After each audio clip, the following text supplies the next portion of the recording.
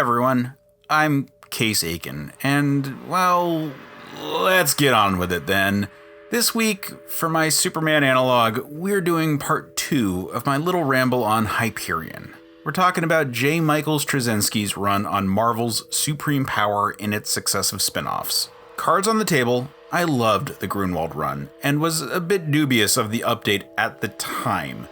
I loved Rising Stars, but I was annoyed at the changes I perceived in the series. In particular, I hated the initial costume that they had Hyperion wearing. However, my biggest issue was that I'd seen a lot of Superman or Justice League inspired stories at this point, and I didn't see why they had to use the same name. And I hold that some things were needlessly changed, because Hyperion is a ginger, damn it. But even then, I dug the take on a Justice League type team, grounded in reality and very cynical.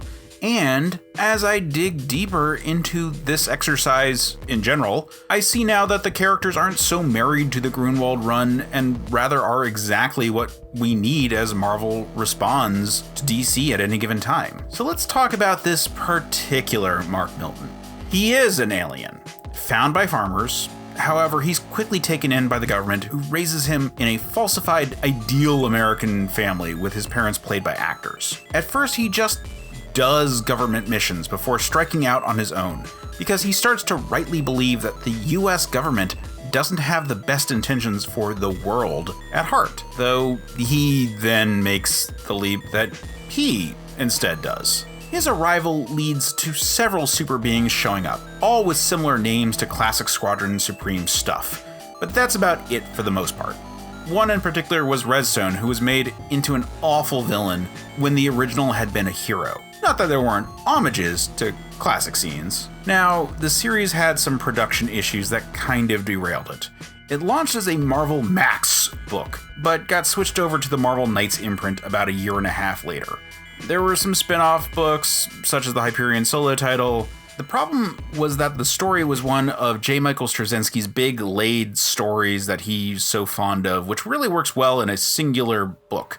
But between relaunches and spin-offs, the story began to seem needlessly complicated to new readers. As far as I can recall, the series kind of just petered off until being concluded sort of in Ultimate Power, which was a crossover with the Ultimate Universe. And it wasn't particularly good. Oh, fellow YouTuber Linkara has a damn good series on this.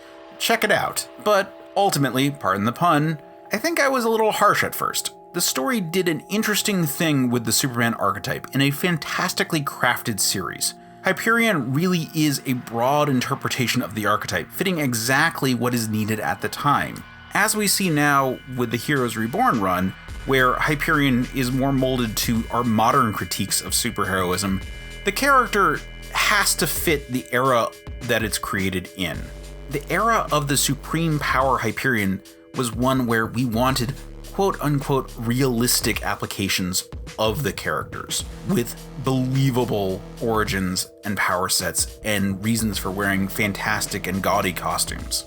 It's the kind of story that we have to have in order to continue our more fanciful discussions of the characters.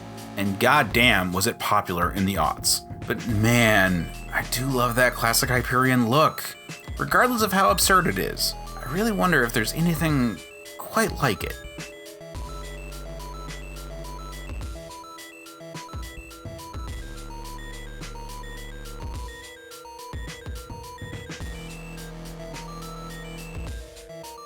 This video series started off as an ongoing series of Twitter threads cataloging the various Superman analogs that came to my brain space meat thing.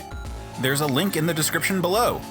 Also, I have a podcast about Superman stuff. It's called Men of Steel. Check it out. You can find it at certainpov.com. Also at certainpov.com, you can find tons of other great shows, some of which I host, many of which I don't, but they're all great. Check them out. Also do the YouTube stuff, like, subscribe, yada, yada, yada.